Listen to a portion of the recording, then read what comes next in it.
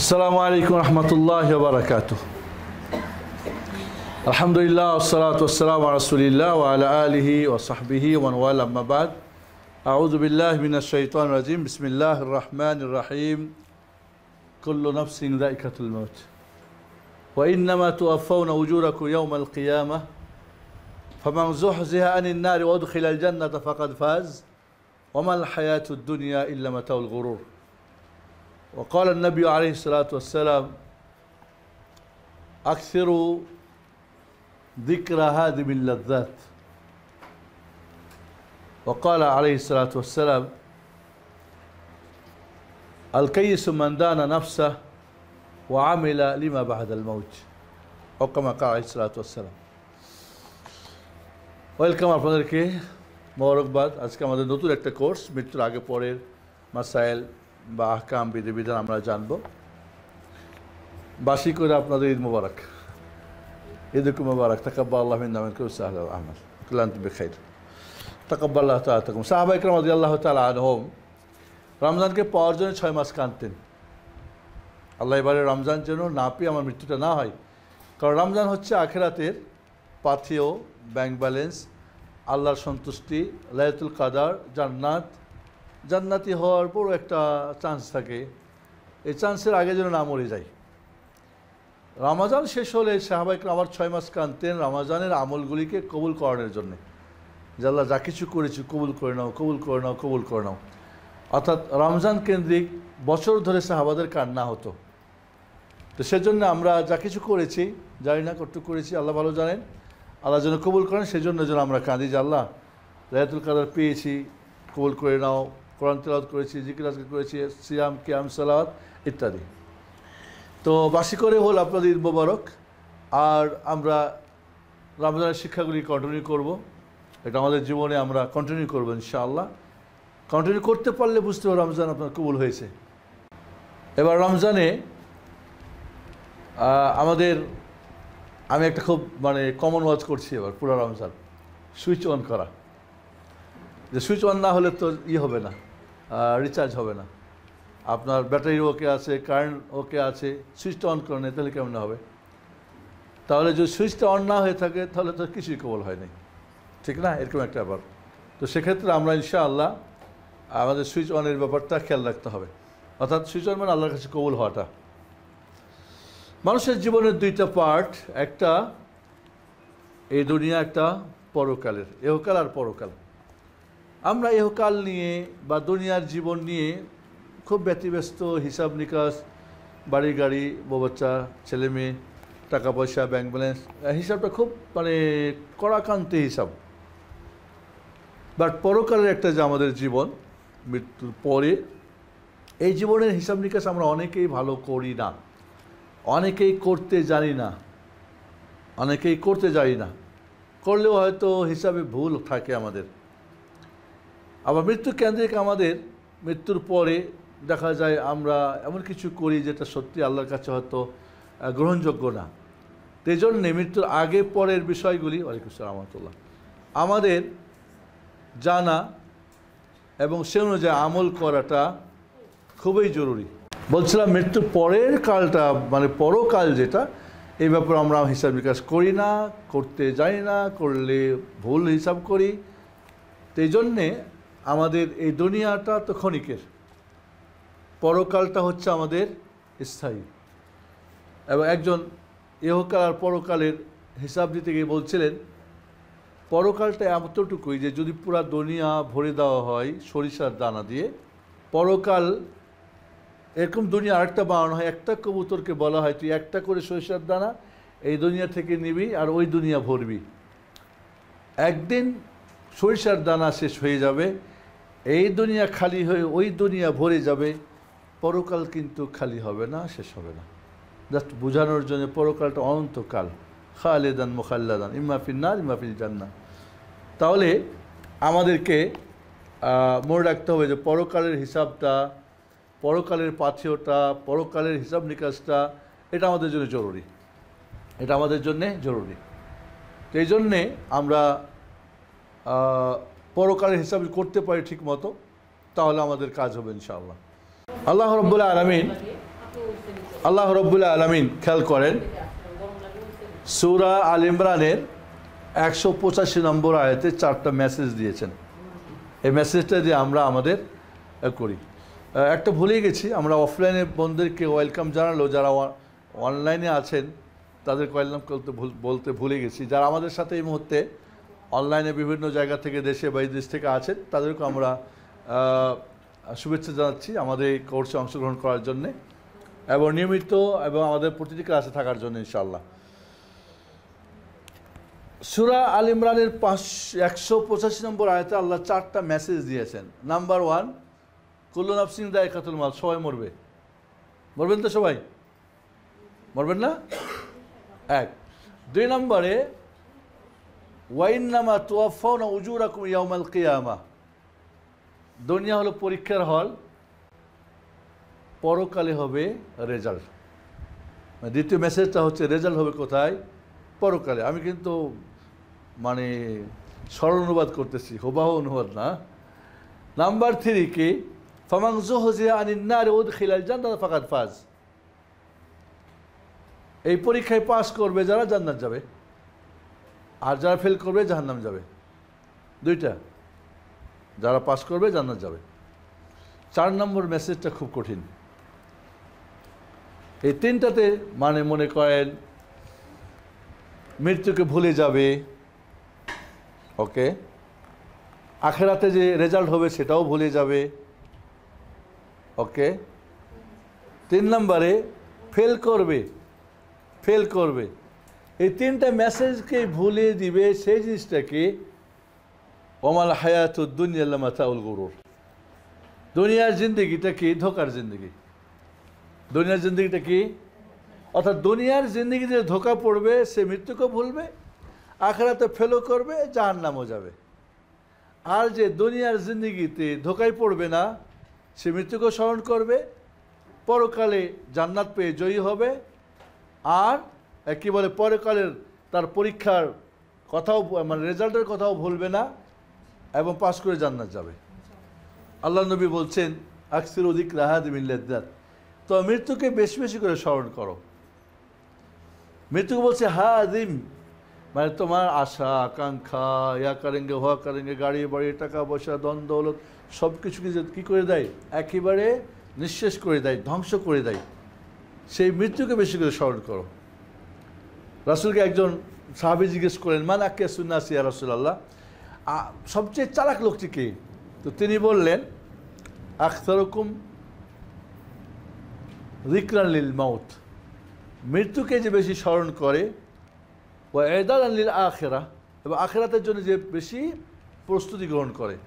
চালাককে তাহলে হলো যে মৃত্যুকে বেশি স্মরণ করে, পরকালের ব্যাংক ব্যালেন্সটা একেবারে মজবুত করে। আমাদের কাছে চালাককে মৃত্যুকে যে ভুলে যায়, দুনিয়ার ব্যাংকে যত জমাই, ঠিক না?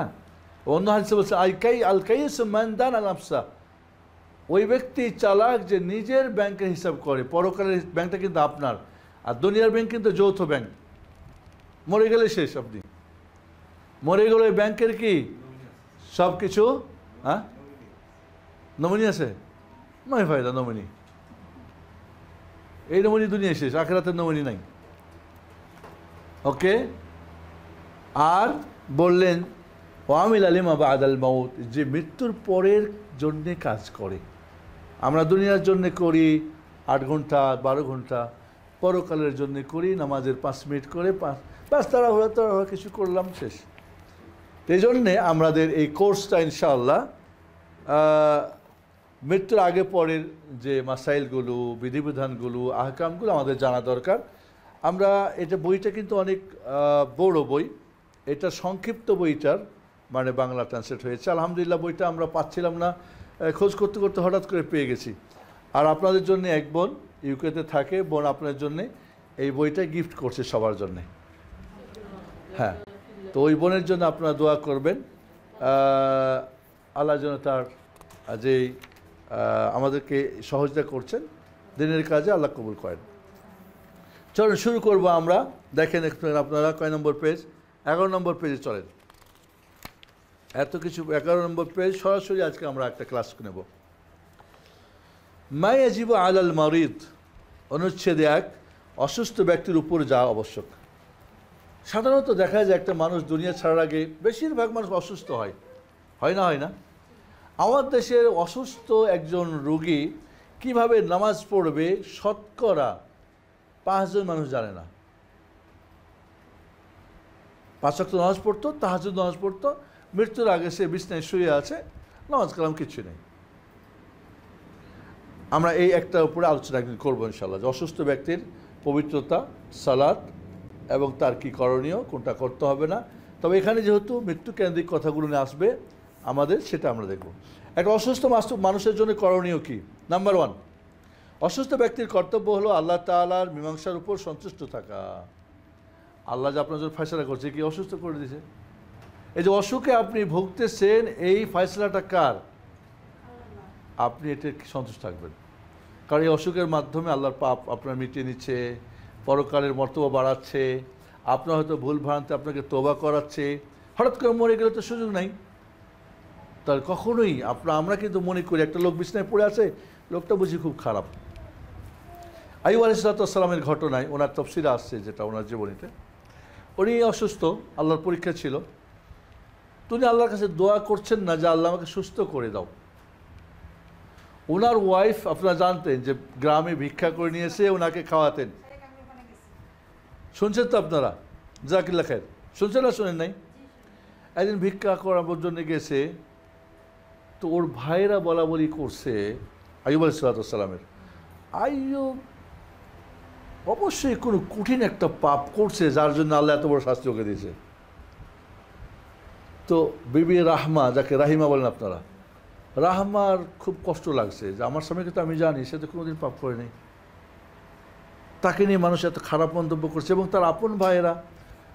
তো এসে হাজব্যান্ডকে বলছে, দেখো তুমি আল্লাহকে বলো না, তুমি আল্লাহকে বলো, তো আল্লাহ তো দেখছে আমি অসুস্থ, বলো না, তুমি বলো এই ধরনের কথা, আমার অনেক কষ্ট লাগে। তখন তিনি বললেন, রব্বি আন্নী মাসানি আদ-দুররু ওয়া আনতা আরহামুর রাহিমিন, বলেন না আমাকে সুস্থ করো। কি বলছেন? রব্বি আন্নী মাসানি আদ-দুররু, আমি অসুস্থ, তুমিও বড় দয়াশীল। দোয়ার আদব দেখছেন, বলে নাই যে তোমাকে সুস্থ করো মুখ না, আমি বিপদগ্রস্ত, তুমি তো বড় দয়াময়। দেখছেন দোয়াটার আদব কত সুন্দর। আল্লাহ সাথে সাথেই সুস্থ করলেন। সমস্ত শরীরে যেহেতু পোকা খেয়েছে, একটা বললেন যে তোমার পা দিয়ে আঘাত করো, আঘাত করলেন, একটা ঠান্ডা পানি বলো যে ওখানে তুমি ডুব দাও, ডুব দিল, আগের সেই আইয়ুব হয়ে গেল। রাহমা এসে দেখে কি ওনার স্বামী কই, অসুস্থ লোকটা কই এখানে। এখন জিজ্ঞেস করছে, এখানে একটা অসুস্থ রোগী ছিল, আপনি কি দেখছেন? তবে এই আমার স্বামী সুস্থ অবস্থায় আপনার মতোই ছিল।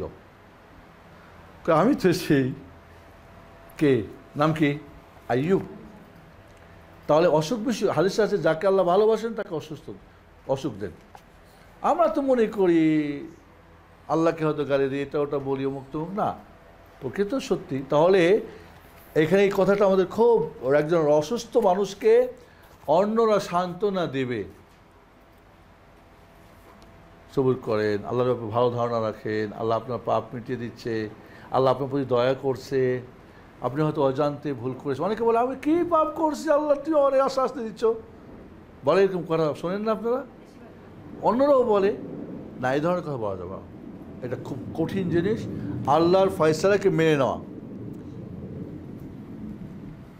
ফয়সালার উপর সবুর করা ও নিজ প্রভুর ব্যাপারে উত্তম ধারণা রাখা, মেনে নেওয়া, সবুর করা, আল্লাহর উপর ভালো ধারণা করা। আল্লাহ আমার প্রতি নারাজ সেই জন্য না, আমাকে গজব দিয়েছেন, আজাব দিয়েছেন না, উনি আমার পাপ মিটিয়ে দিচ্ছেন, আখিরাতের মর্যাদা বাড়াচ্ছেন। আখিরাতে কিন্তু জাহান্নামীরাও আফসোস করবে, জান্নাতীরা আফসোস করবে, জানেন তো আপনারা? এই হাদিসটা জানেন? জাহান্নামীরা বলবে উফ, কেন এই পাপগুলি করছি, জান্নাতীরা বলবে আরে কেন এই কাজগুলি কেন ছাড়ছি, আর যদি করতাম আর একটু পাবো। কারণ দেখবে যে তার বন্ধুরা বা জানারা ওরা অনেক উঁচু মর্যাদায়, তো আফসোস করব আমি কেন করি নাই, আর একটু যদি ভালো করতাম, একটা হজ করছিলাম কেন 5টা যদি করতাম, আমি একটা রোজা এটা না, আমি দান করছি, এটা বিভিন্নভাবে আফসোস করবে। তাহলে এখানে এক নম্বর এই কথাটা আমরা ক্লিয়ার হই যে যে রোগী হবে আল্লাহর ফয়সালাকে মেনে নেবেন, সবুর করবেন, আল্লাহর ব্যাপারে ভালো ধারণা রাখবেন। এটা আমাদের দেশে আমি যতটুক জানি 95 জন মানুষ এটা করতে পারে না রোগীরা। আমি সৌদি আরবের আমাদের ছিল হসপিটালে আমরা যেতাম, ভিজিট হসপিটালে দাওয়াতে যেতাম আমরা। আমি দেখেছি আরবিয়ান যারা কাউরি মুখ থেকে কিছু শুধু দোয়া করে, আল্লাহ অলি এসফানি আল্লাহ ফয়সালা, মানে আল্লাহর ব্যাপার তাদের এত সুন্দর। আমাদের বিদেশিদের কাছে যখন গেলে বিভিন্ন ধরনের মানে মন্তব্য আল্লাহর ব্যাপারে বা অসন্তুষ্ট, কান্না চিল্লা, কোনো চিল্লাচিল্লি কাউকে দেখিনি আমরা। অনেকে কাঁদে, অসুস্থ কাঁদে, জোরে জোরে কাঁদে, বাড়ি বিরক্ত করে দেয় সবাইকে। না, তার জন্য এটাই উত্তম। রাসূল সাল্লাল্লাহু আলাইহি ওয়াসাল্লাম বললেন, আযাবান লিআমরিল মুমিন ইন্না আমরাহু কুল্লাহু খায়র ওয়া লাইসা যালিকা লিআহাদিন ইল্লা লিল মুমিন ইন আসাবাতহু শাররা শাকারা ফাকানা খায়রুল লাহ ওয়া ইন আসাবাতহু দাররা সাবারা ফাহুয়া ফাকানা খায়রুল লাহ। মুমিনের ব্যাপারটাই হলো আশ্চর্য, তার সকল বিষয় কল্যাণময়, আর এটা মুমিনের বৈশিষ্ট্যই। তার প্রতি যদি সুখ শান্তি আইলো সে শুকরিয়া আদায় করে, আর তার জন্য এটাই মঙ্গল হয়। আর তার প্রতি বিপদ হলে সে সবুর করে, এতেও তার মঙ্গল হয়। মুসলিম মিশকাত হাদিস নম্বর এত। ভালো থাকলেও আলহামদুলিল্লাহ বলে, আল্লাহ তার প্রতি খুশি হন, আরও বাড়ায় দেন, বিপদ হলে দূর করেন, আর বিপদে থাকলে সবুর করেন। ইন্নাল্লাহ মা'আস সাবিরিন, আল্লাহ তার কি বিপদ দূর করে দেন, তার কোনো সমস্যা নেই। মুমিন সুখেও বিষয়টা আশ্চর্য, বিপদের সময় আশ্চর্য। এবং মনে রাখবেন, যারা প্রকৃত মুমিন সুখে যত সুখী হয় তার চেয়ে বিপদে সে নিজের সুখ বেশি ফিল করে। খালাস, কারণ কি বলেন? এক নম্বরে বিপদের সময় সে আল্লাহকে বেশি ডাকে। 2 নম্বরে সে জানে তার পাপ মিটে যাচ্ছে। নাম্বার 3, ও এই জন্যে খুশি থাকে রব্বুল আলামিনের পরীক্ষায় সে পাস করতেছে, আলহামদুলিল্লাহ। এই জন্যে প্রকৃত মুমিন যারা হবে তারা বিপদে পড়লে আরও তার আল্লাহর সাথে সম্পর্ক গভীর হবে, তার জন্য সুখ শান্তি, আল্লাহর সাথে তার মোনাজাত করার সুযোগ হয়ে যাবে। তাই আল্লাহ রাসূল সাল্লাল্লাহু আলাইহি ওয়াসাল্লাম আরও বলছেন, লা ইয়ামুতান্না আহাদুকুম ইল্লা ওয়া হুয়া ইহসিনু যান্না বিল্লাহি তাআলা। রাসূল সাল্লাল্লাহু আলাইহি ওয়াসাল্লামের বাণী, অবশ্যই তোমাদের কি মৃত্যুবরণের সময় সে যেন আল্লাহ তাআলার উপর উত্তম ধারণা রেখে মৃত্যুবরণ করে। এটা মুসলিম শরীফের হাদিস। যার মারা যাবেন আল্লাহর ব্যাপারে, এখানে হাদিসে আছে যে যে ব্যক্তি আল্লাহর সঙ্গে সাক্ষাৎ করা পছন্দ করেন আল্লাহ তাকে পছন্দ করেন, আর যে ব্যক্তি আল্লাহর সঙ্গে সাক্ষাৎ করা অপছন্দ করেন আল্লাহ তাকে অপছন্দ করেন। মায়েশা বলে, এটা কেমন কথা, এটা কেমন কথা? তো বললেন যে এটা হলো আসলে মৃত্যুকে পছন্দ অপছন্দ করার, মানে সে আল্লাহ মরে গিয়ে আল্লাহর সঙ্গে সাক্ষাৎ করে পছন্দ করে, এটাই হলো আসলে পছন্দ করা। ওকে, তাহলে এই জিনিসটা আমাদের কাছে স্পষ্ট হলো ইনশাআল্লাহ। একজন মুমিন সবসময় আল্লাহর প্রতি ভালো ধারণা রাখবেন, সন্তুষ্ট থাকবেন ইনশাআল্লাহ। তাই কি তোমার ঠান্ডা হচ্ছে? হয়, ঠান্ডা হয়? ওকে। মাসালা 2, অসুস্থ ব্যক্তির উচিত মনে ভয় ও আশা রাখা এবং নিজ পাপের জন্য আল্লাহ তাআলার আযাবকে ভয় করা এবং নিজ প্রভুর রহমত কামনা করা। তিরমিজি অন্যান্য কিতাবে আনাস রাদিয়াল্লাহু আনহু বর্ণিত প্রসিদ্ধ হাদিসে বর্ণিত আছে। তাই 2 নম্বরটা কি? উচিত হলো মুমিনের মনে ভয় আশাও থাকবে, নিজ পাপের জন্য আল্লাহ তাআলার আযাবকে ভয় করা এবং নিজ প্রভুর রহমতকে কামনা করা। মানে আশা এবং ভয় দুটোই থাকবে। ভয় থাকবে যে আল্লাহর কোনো পাপ করেছি, অন্যায় করেছি, আল্লাহ আমাকে শাস্তি দেবেন, ও আশাও করবেন যে না, আল্লাহ আমাকে ক্ষমা করবেন, দয়া করবেন, মাফ করবেন। মানে আশা এবং ভয় দুটোই থাকতে হবে। শুধু ভয় না, এটা মুমিনের কাজ না। শুধু আশা মুমিনের কাজ না, দুইটাই একসঙ্গে থাকবে। আল্লাহর আযাব যেমন ভয় করবে, তার রহমতের আশাও করবে, এটাই হবে একটা অসুস্থ ব্যক্তির কাজ। ওকে, হাদিসে কি বলছেন রাসূল? আল্লাহ নবী সাল্লাল্লাহু আলাইহি ওয়াসাল্লাম দাখালা আলা শাবিন ওয়া হুয়া বিল মাউত ফাকালা কাইফা তাজিদুক। নবী সাল্লাল্লাহু আলাইহি ওয়াসাল্লাম মৃত্যু শয্যায় শায়িত এক যুবকের কাছে গমন করলেন। তাকে আল্লাহ রাসূল বললেন, কেমন অনুভব করছো? যুবকটি বলল, আল্লাহর শপথ, হে আল্লাহ রাসূল, আল্লাহ তাআলার কাছে আমি মঙ্গল কামনা করি এবং আমার পাপের জন্য ভয় করি। ওকে, এ কথা শুনে রাসূলুল্লাহ সাল্লাল্লাহু আলাইহি ওয়াসাল্লাম বললেন, কোনো বান্দার মনে এমন সময়ে যদি এ দুটি বস্তু একত্রিত হয় তবে তাকে আল্লাহ তাআলা তা দান করেন যা সে কামনা করে এবং তা থেকে নিরাপত্তা দেন যা থেকে সে ভয় করে। বিশাল ব্যাপার, একটা সওয়াবের কথা। একটা যুবক অসুস্থ, রাসূলকে বলে কেমন পাচ্ছ? আশাও করছি, ভয়ও করছি। বলে এমন দুইটা জিনিস যদি এই মুহূর্তে কোনো বান্দার কাছে একত্রিত হয়, আশা করছে আল্লাহর রহমতের, ভয় করছে তার আযাবের, তাহলে রব্বুল আলামিন কী করবেন? তাকে কী করবেন? আল্লাহ রব্বুল আলামিন সেই বান্দার মানে এটা সবচেয়ে তার জন্য কি এ কথা শুনে আসলে বললেন, কোনো বান্দার মনে এমন সময়ে যদি দুটি বস্তু একত্রিত হয় তাকে আল্লাহ তাআলা তা দান করেন এবং যা সে কামনা করে এবং তা থেকে নিরাপত্তা দেন যা থেকে সে ভয় করে। তো যেটা চাই আল্লাহ সেটা দেন, আর যেটাতে ভয় করে সেটা থেকে কী করেন? মুক্ত করেন। তো এই সময় তো এটাই আমাদের দরকার।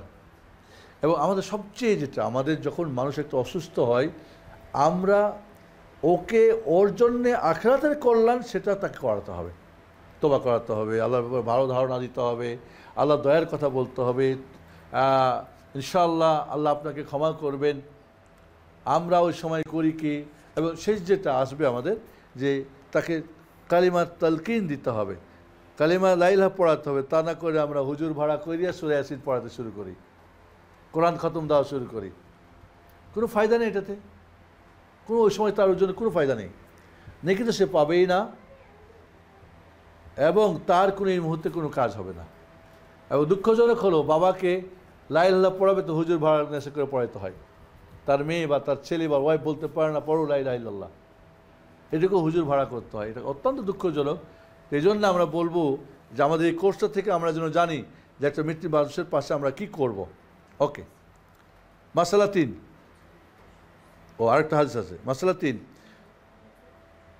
অসুখ যতই গুরুত্বর হোক না কেন তার জন্য মৃত্যু কামনা করা জায়েজ নয়, একান্ত জরুরি হয়ে পড়লে সে যেন বলে।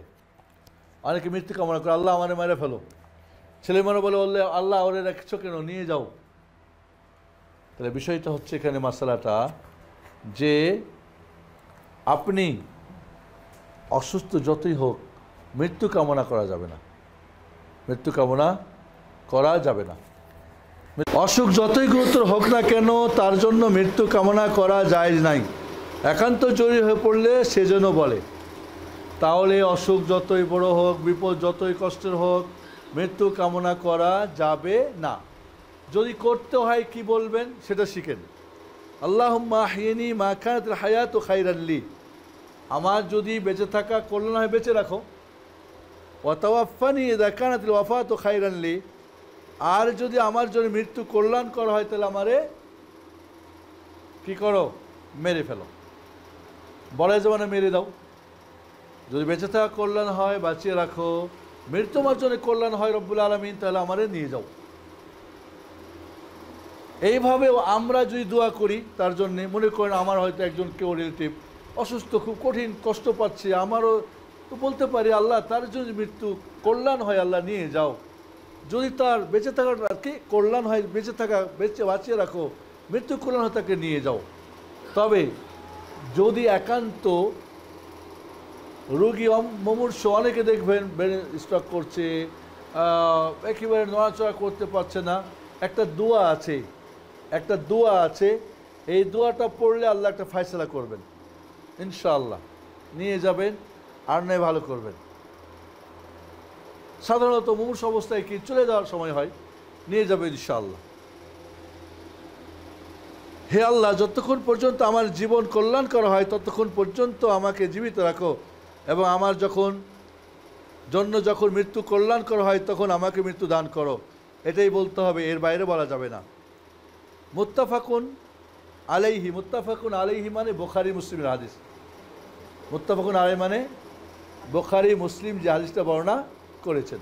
ওকে, মাসালা 4, অসুস্থ ব্যক্তির উপর যদি বান্দার হক থাকে তখন তার উচিত হবে তার পাওনাদারদের হক আদায় করে দেওয়া। অসুস্থ কেউ যদি পাওনা পায়, ব্যাংক পায়, মানুষ পায়, কোম্পানি পায়, আত্মীয় স্বজন পায়, তাহলে সেই হকটা আদায় করে দিতে হবে। তার জন্য যদি এটা সহজ হয়, আর তা না হলে নবী সাল্লাল্লাহু আলাইহি ওয়াসাল্লামের নির্দেশ অনুযায়ী ওসিয়ত করবে। যদি সে দিতে পারে দিবে, না ওসিয়ত করে বাবা বা ছেলেরা আমার এটা তোমরা আমার পক্ষ থেকে আদায় করে দিও, এটা আমার পক্ষ থেকে তোমরা আদায় করে দিও, ঠিক আছে ইনশাআল্লাহ। আমার মনে হয় আজকে আর আমরা ক্লাস না করি, গরম। কারণ কোনো প্রশ্ন আছে আপনাদের? আমরা দুঃখিত যে আমাদের এই গরমে আমাদের দুই টনের এসি এটা ঠান্ডা হয়ে যাওয়ার কথা, সার্ভিসিং করার জন্য বলা হয়েছিল, এটা ঠিক মতো করা হয় নাই, এটা ঠান্ডা দিচ্ছে না। তো আমরা ইনশাআল্লাহ এর মধ্যে আমরা এসির কাজ করে ফেলবো এবং পরের ক্লাসে আমরা আপনাদেরকে জানাবো যে এসির কাজ ঠিক মতো হচ্ছে ইনশাআল্লাহ। কারোর কোনো প্রশ্ন আছে জরুরি? বলেন। হ্যাঁ, কোন দোয়া?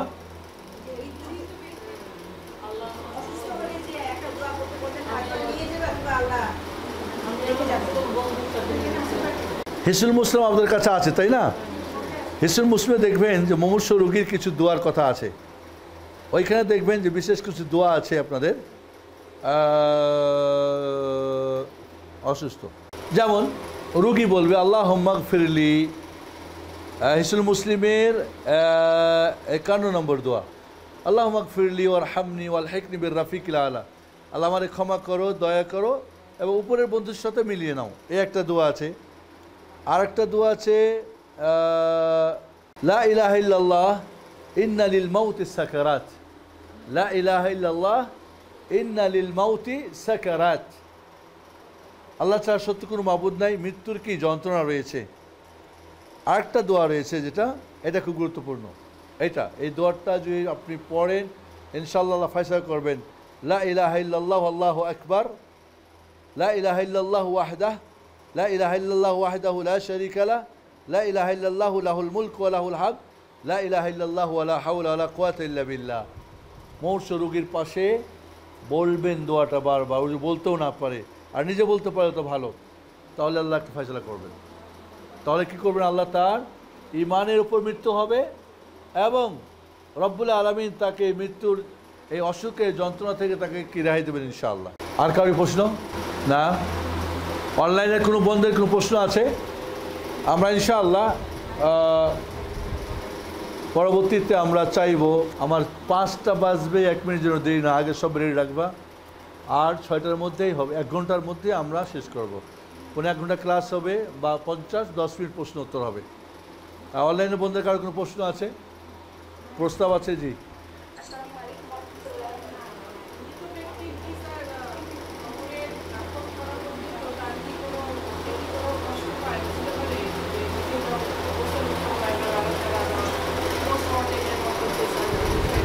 না কিছুই পাবে না, মরে গেছে তার জানতো নেই।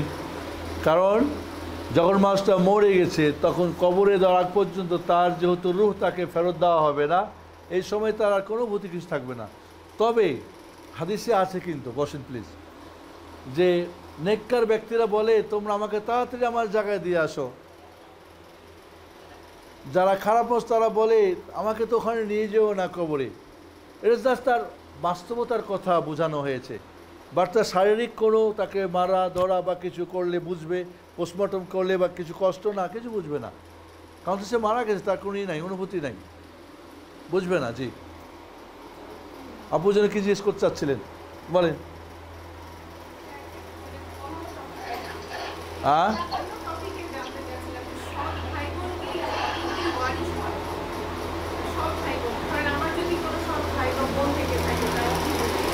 যদি আপনারা আপন ভাই বোন না থাকে,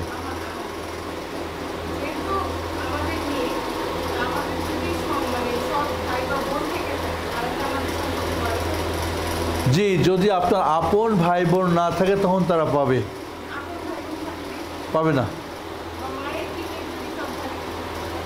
না, যখনই আপনার সহোদর ভাই বোন থাকবে তখন বৈপিত্রিক কি বলে, বৈপিত্রী যেটা মার দিকের আর বৈমাতৃ যেটা মা বাপের দিকের, কেউ পাবে না। যদি ভাই থাকে, বোন আছে ভাই নাই, তাহলে এই বোনের সাথে ওরা পাবে। তাহলে আপনাকে দেখতে হবে, সবসময় একটা মনে রাখবেন, কাছের থাকলে দূরেরটা পাবে না, আপন থাকলে পাবে না। কাজে সৎ ভাই বোন পাবে যদি আপন ভাই বোন না থাকে। যেমন বাবা থাকলে ভাইরা পাবে না, বাবা না থাকলে ভাইরা পাবে, এটা একটা নিয়ম। জি জি।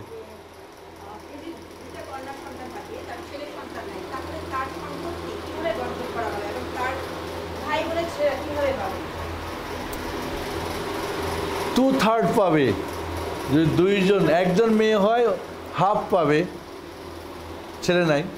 দুইজন মেয়ে হলে দুইয়ের অধিক, দুইজন, চারজন, পাঁচজন যতই হবে টু থার্ড পাবে। পুরো সম্পত্তি 3 ভাগ করে 2 ভাগ এরা পেয়ে যাবে। আর যে একটা ভাগ থাকবে এরা আসাবা, যারা মানে যারা জাবিল ফরুজ না, যাদের নির্দিষ্ট অংশ নেই, তারা পাবে। হয়তো ভাইয়েরা পাবে, না থাকলে ভাতিজারা পাবে, না হলে চাচারা পাবে, এইভাবে সাইডে চলে যাবে। এই জন্যে যাবে, খেয়াল করেন, এই জন্যে যাবে যে 2 বোন, বাবা মরে গেছে, ভাই নাই, মানে তার গার্জিয়ান নাই, আপন তার ব্লাড খুব কাছের নাই, তাহলে তার গার্জিয়ান দরকার, তার ডিফেন্স দরকার, তাকে হেফাজত দরকার। যদি মনে করেন না বিয়ের দরকার হয়, তার গার্জিয়ান ছাড়া কে বিয়ে দিবে? মামুর বাড়ির, মার বাড়ির কেউ গার্জিয়ান হতে পারবে না, মেয়েরা কেউ গার্জিয়ান হতে পারবে না। গার্জিয়ান হতে ব্লাডের যারা, বংশের যারা, তারাই লাগবে। তাহলে এইটা ওরা পাবে, পাবে মানে তারা তাদের সঙ্গে থাকবে, দিবেন না তো ওরা ওদের বিরোধিতা করবে, এটা নিয়ম। একজন যদি হয় মেয়ে, হাফ পাবে, হাফ অন্যরা পাবে, সাইডাররা পাবে, যেহেতু তার সঙ্গে তার ভাই নাই। আমাদের দেশে করে কি পুরা লিখে দিয়ে যায়, কয় লিখে দিয়ে যাও, হারাম, জায়েজ নাই।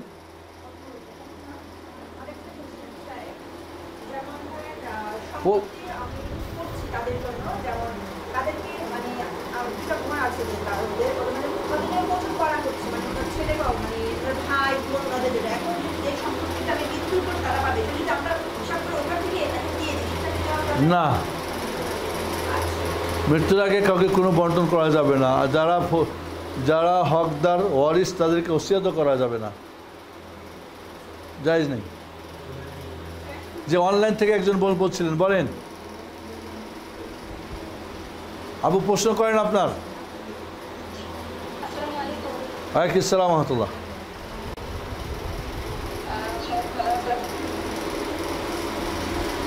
জি বলেন। জি আমি ভালো আছি, আপনারা ভালো আছেন তো?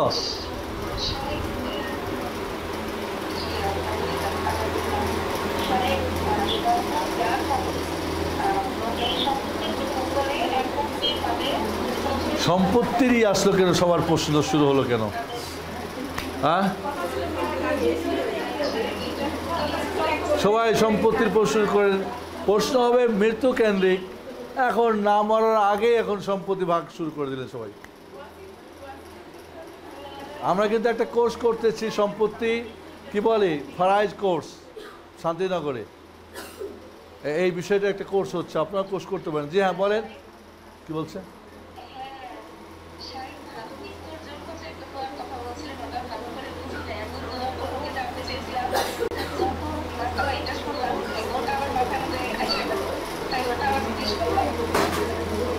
বলেন। ভালো মৃত্যু দোয়া।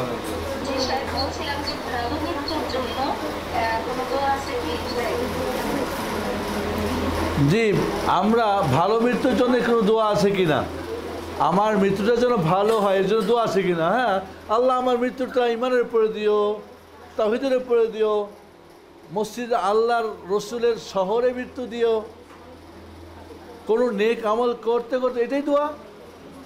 আমরা অনেক সময় মনে করি যে এইভাবে রাসূলের দেওয়া দোয়াটাই হইতে হবে। আপনার যেহেতু আরবি না, একটা আরবি দোয়া করতে 1 সপ্তাহ লাগে, তাহলে দোয়া তো বলা, এই জিনিসটা আপনার মাথায় রাখবেন যে যেটা আপনি চাচ্ছেন সেটা আল্লাহকে বলেন, সেটাই দোয়া, সেটাই দোয়া। এই ব্যাপারে নির্দিষ্ট কোনো দোয়া আছে কি না সেটা বুঝলাম, কিন্তু নাই বা জানি না যেন হুজুর ডাকবেন করবেন না তা না। তাহলে ভালো মৃত্যুর জন্যে যেরকম কিছু দোয়া আছে, কিছু দোয়া আছে আপনাকে বলবো ইনশাল্লাহ। মৃত্যু যাতে আপনার ভালো হয়, ভালোর উপরে হয়, এই ধরনের কিছু শব্দ আছে হাদিসে। তবে আপনি একটু জানেন, আপনাকে বলেন, আপনি বলেন যে আল্লাহ আমার মৃত্যুটা তুমি শুভ মৃত্যু দিও, আমার মৃত্যু কোনো নেক আমলের উপরে দিও, পাপ মুক্ত করে আমাকে নিও, ইমানের উপর মৃত্যু দিও, তাওহীদের উপর মৃত্যু দিও, লা ইলাহা ইল্লাল্লাহ পড়তে পড়তে মৃত্যু দিও। এগুলো আমরা পড়বো না?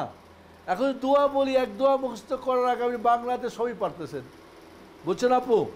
এই জন্য আপনি আল্লাহকে যে ভালো মৃত্যুটা চাইবেন সেটাই দোয়া, সেটাই দোয়া। জি জি আপু বলেন। ওয়ালাইকুম আসসালাম রহমতুল্লাহ। তানিয়া আপু বলেন।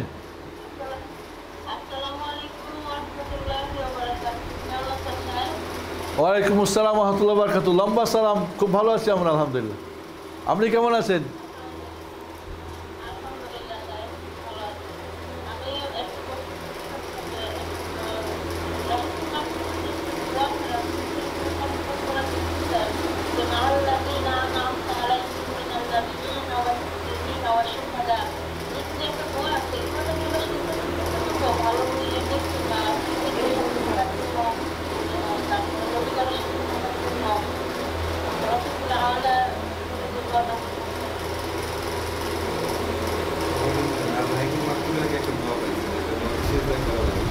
হ্যাঁ হ্যাঁ পড়া যাবে, সমস্যা নাই, পড়া যাবে, যে কোনো দোয়া সেজদায় পড়া যাবে।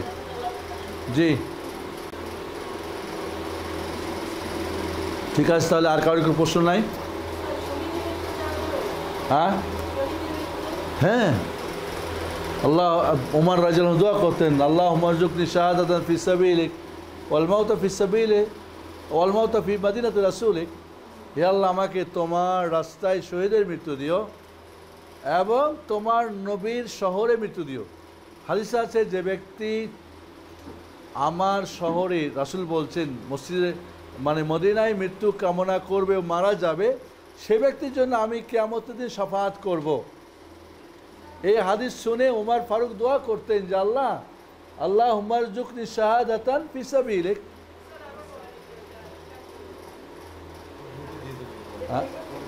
ওমর রাদিয়াল্লাহু তাআলা আনহু দোয়া করতেন যে হে আল্লাহ, তোমার রাস্তায় শহীদের মৃত্যু দান করো আমাকে এবং তোমার নবীর শহর মদিনায় আমার মৃত্যু দিও।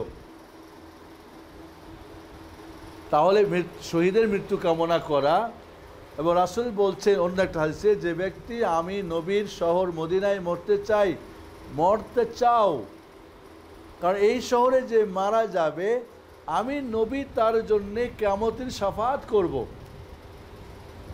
এই জন্য এখনও সৌদি আরবে অনেক মানুষ আছে যারা রিটায়ার্ড হলে বা করলে মদিনায় চলে আসেন, এখানে থাকেন যে এখানে মারা যাব আমরা, এই হাদিসের উপর ভিত্তি করে। তো রাসূলের ওয়াইফ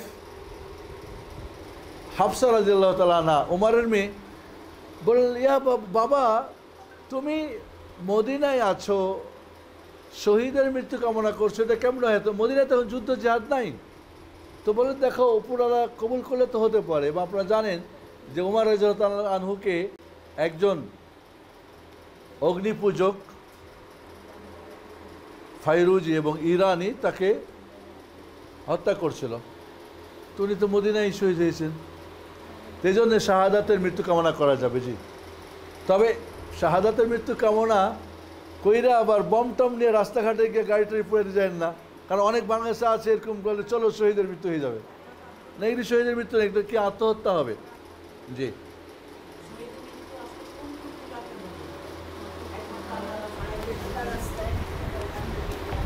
18 প্রকার শহীদের মৃত্যু আসবে ইনশাল্লাহ, এই বইয়ে আছে। অগ্রিম যারা পড়বেন দেখবেন 18 প্রকার শহীদের মৃত্যু আছে ইনশাল্লাহ। তার মধ্যে বিশেষ করে যারা ডুবে মরবে, পুড়ে মরবে, ডেলিভারিতে যারা মারা যাবে, যারা হয়তো পেটের যে কোনো অনেক পেটের রোগে মারা যাবে, যারা ফুসফুসের রোগে মারা যাবে, ক্যান্সার রোগীরও কোনো কোনো বর্ণনা আছে। এই ধরনের 18 প্রকার মৃত্যু আছে যেগুলি কি হবে, শহীদের মৃত্যু পাবে। আর অরিজিনাল শহীদ হবে যে কাফেরের সঙ্গে যুদ্ধ করে আল্লাহর দিন তাওহীদকে কায়েম করার জন্যে ওখানে মরে গেছে, ও হলো অরিজিনাল শহীদ। বাকি এই শহীদের মৃত্যুর মর্যাদা পাবে আরও 18 প্রকার ইনশাল্লাহ, আমরা পড়বো, এখানে আছে কিন্তু ইনশাল্লাহ। আপনাদের সূচিপত্র আছে না এটাতে?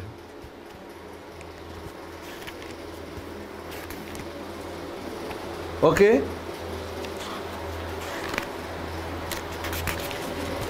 ওকে ছুটি আসসালামু আলাইকুম সুবহানাকাল্লাহুম্মা ওয়া বিহামদিকা আশহাদু আল্লা ইলাহা ইল্লা আনতা আস্তাগফিরুকা ওয়া আতুবু ইলাইক